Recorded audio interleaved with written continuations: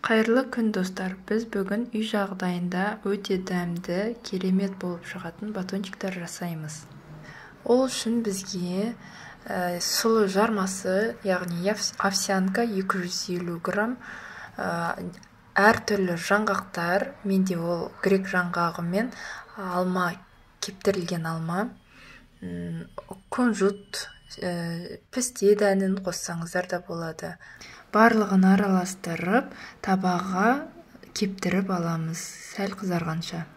Бөлек табаға 50 грамм қант, 70 грамм май және 100 грамм балды араластырып, әбден ерітіп, қанты барлығы араласқанша қыздырып аламыз.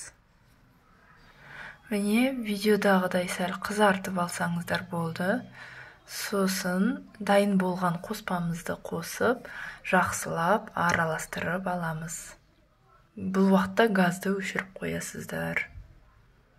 Содан кейін пергамент қағазына жақсылап барлығын салып, форма беріп, болмаса жай ғана тегістеп, холодильникке 15-20 минутқа әбден суығанша қойып қоямыз.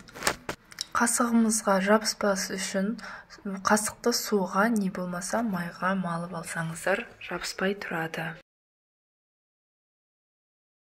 Холодильниктен шыққан тағамды батончик сияқты қылып кесіп қойсаңыздар да болады, болмаса мен сияқты қолмен жай ғана бөліктерге бөліп қойсаңыздар да болады. Міне барлығы дайын, өте дәмді және пайдалы болып шығады. Жасап көріңіздер, ас болсын.